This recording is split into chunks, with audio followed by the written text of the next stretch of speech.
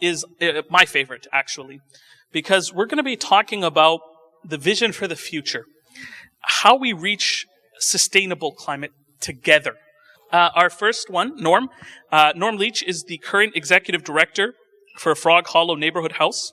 Reverend Joyce Perry-Moore from the Anglican Diocese of New Westminster began serving as the vicar of St. Bart's in Gibson. Actually, beautiful place if anyone hasn't visited yet.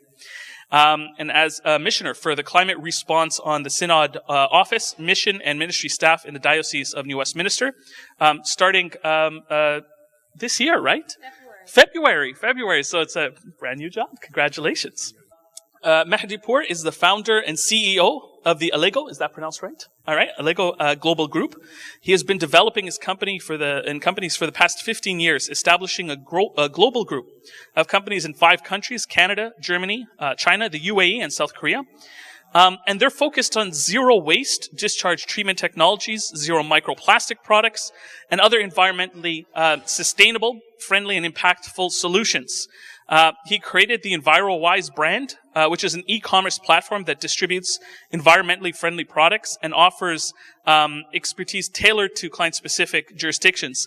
Touching on one of the aspects that we want to always highlight, that industry has a leading role in this challenge. It's not that they're always the problem, right? It's the solution is partly coming together from faith, from Indigenous, from industry, and from multiple different backgrounds to work on this together. I'm actually going to let Norm start us off. Is there a more arrogant creature in the universe than humans? No. Way to go. So I think of the land as our first grandmother. She is not property.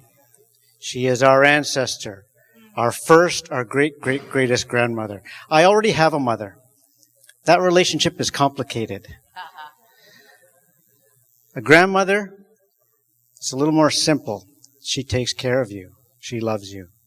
Just as she has given us everything we've eaten or drank or used as medicine or shelter, forever, she gifted us.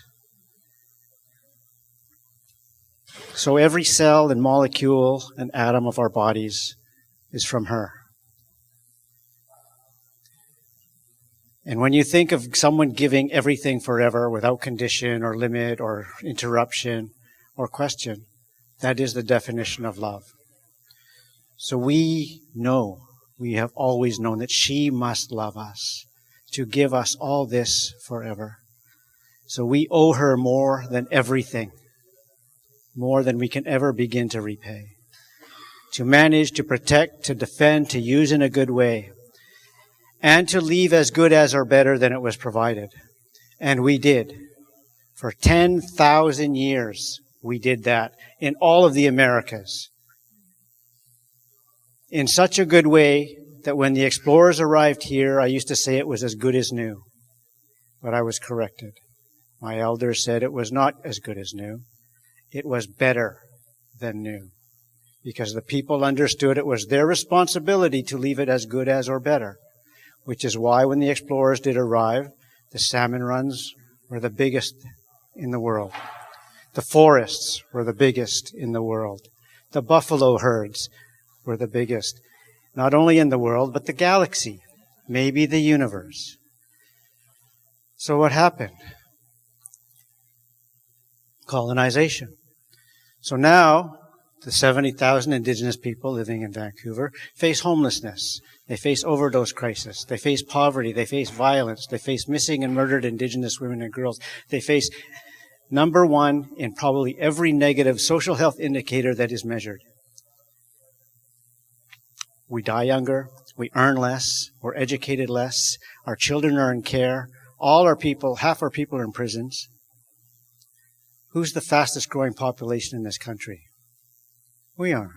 How does that make sense? How can we be dying of everything more often and faster than everyone else and be the only naturally growing population in this country? We know that we are not alone. Western philosophy has led to what's the fastest growing mental health challenge in cities around the world? Loneliness. Loneliness.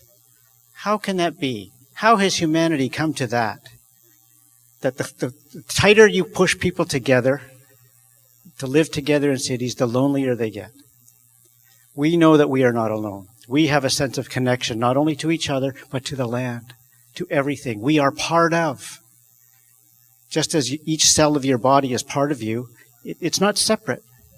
We are part of. Colonized thinking teaches you that you are an individual. You're separate, you're separate, you're separate, you're separate, you're separate. We are not. We are part of. To us, if everyone is separate, that means I'm alone in here. You're alone in there. And you're alone in there.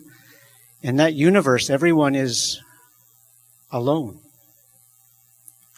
That's a terrifying universe. That's the one punishment we imagined that is worse than death, to tell someone that you have to go be alone now. And these are some of the roots of colonized thinking that lead to this way of being that is now global. Because when you separate yourself from everything, then you can say, well, that's not me. That's land.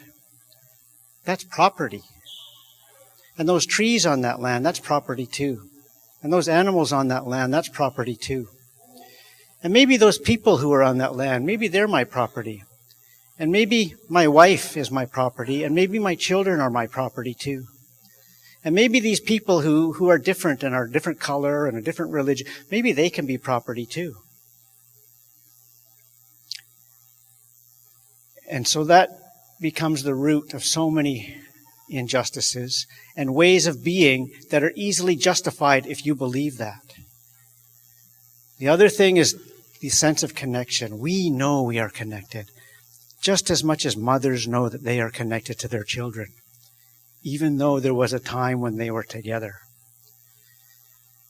But we know that we have way more than 5 senses, but colonization tells you you have 5 senses. That you don't have a sense of justice or a sense of time or a sense of direction or a sense of connection to everything. But we remember, we know we have a sense of connection to everything.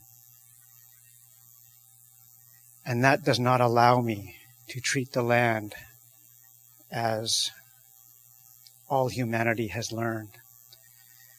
And we know that colonization was not invented here, but it was perfected here. And it was invented and perfected and tested every other part of the world before it got here. So we know we're not the first victims of colonization, and we're not the longest suffering. That title actually belongs to women. Women have suffered under colonizing ways far longer than Indigenous people have here. That's why our women suffer more than the men.